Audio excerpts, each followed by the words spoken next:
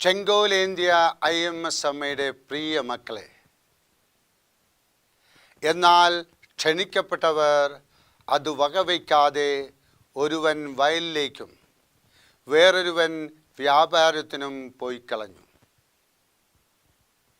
അഭികാമ്യമായി തോന്നുന്ന പലതിൽ നിന്ന് ഏറ്റവും ഉത്തമമായത് തിരഞ്ഞെടുക്കുവാൻ കഴിവുള്ളവർക്ക് മാത്രമേ കാര്യമായി എന്തെങ്കിലും ജീവിതത്തിൽ നേടുവാൻ സാധിക്കൂ.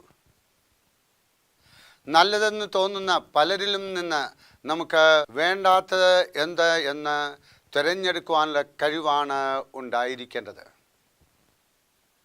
കർത്താവ് പറഞ്ഞ ഉപമയിൽ ഒരു രാജാവ് ചിലരെ വിരുന്നിന് ക്ഷണിച്ചു. വരാമെന്ന് എല്ലാവരും സമ്മതിച്ചെങ്കിലും തക്ക സമയമായപ്പോൾ ഓരോരുത്തരും ഓരോ ഒഴിവ് കഴിവ് പറഞ്ഞു മാറി. ഒരാൾ കാളയെ വാങ്ങിയെന്നും മറ്റൊരാൾ കൃഷിഭൂമിയിൽ പോകണമെന്നും മറ്റൊരാൾ വിവാഹം കഴിച്ചതിനാൽ വരുവാൻ അസാധ്യമാണെന്നും പറഞ്ഞു.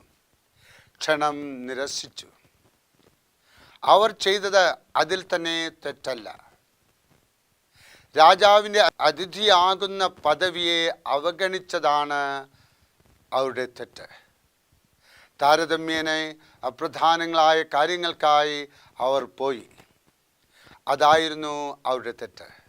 പല കാര്യങ്ങളിൽ നിന്ന് ഏറ്റവും ഉത്തമമായത് എന്തെന്ന് നിശ്ചയിക്കുവാൻ നമുക്ക് സാധിക്കണം. അതാണ് വിജയരഹസ്യം. അപ്രധാനങ്ങളായ കാര്യങ്ങൾക്ക് വേണ്ടി പ്രധാനമായവയെ അവഗണിക്കരുത്. പാശ്ചാത്യ നാടുകൾ കാണുവാൻ ഒരു സംഘം ഇന്ത്യയിൽ നിന്ന് യാത്രയായി. അതിലൊരാൾ യാത്ര തിരിക്കുന്നതിന് മുമ്പ് ഒരു നല്ല പുസ്തകം വാങ്ങിച്ചു വായന ആരംഭിച്ചു. ഈ ആൾ പോയ സ്ഥലങ്ങളിലെ കാഴ്ചകളൊന്നും കാണാതെ ഹോട്ടൽ മുറികളിൽ വിശ്രമിച്ചു. വായനയിൽ മുഴുകി. യാത്രയിലും വായനയ്ക്കായി സമയം ഉപയോഗിച്ചു.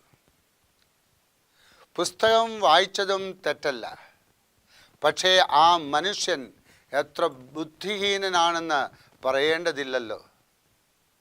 പല പുരാതന നഗരങ്ങളും ആധുനിക കാഴ്ചകളും കാണുവാനുള്ള അവസരം അയാൾ നഷ്ടപ്പെടുത്തി. അപ്രധാനങ്ങളായ കാര്യങ്ങൾക്കായി പ്രധാനമായവയെ നാം അവഗണിക്കരുത്. ഒരു വലിയ കൺവെൻഷനിൽ തൻ്റെ അമ്മയോടുകൂടെ കൊച്ചുമകനും പോയി. അവിടെ പറഞ്ഞ ഗഹനമായ പ്രസംഗങ്ങൾ ഒന്നും ശ്രദ്ധിക്കാതെ മണലിൽ കുഴികളുണ്ടാക്കി കളിച്ചതിനു ശേഷം ബാലൻ മടങ്ങിപ്പോന്നു. നമ്മിൽ പലരുടെയും ഗതി ഇതാണ്. ഓരോ ദിവസവും നമുക്ക് ലഭിക്കുന്ന സമയം ഏറ്റവും പ്രധാനമുള്ള കാര്യങ്ങൾക്കായി ഉപയോഗിക്കണം. പ്രിയ മക്കളെ, നമ്മൾ നമ്മുടെ സമയം ഉപയോഗിക്കേണ്ടതുപോലെ ഉപയോഗിച്ചു കഴിയുമ്പോൾ നമ്മൾ അനുഗ്രഹിക്കപ്പെടും. IMS അമ്മ അതിനുള്ള കൃപ നിങ്ങൾക്ക് ഓരോരുത്തർക്കും നൽകി നിങ്ങളെ അനുഗ്രഹിക്കട്ടെ. ആമേൻ.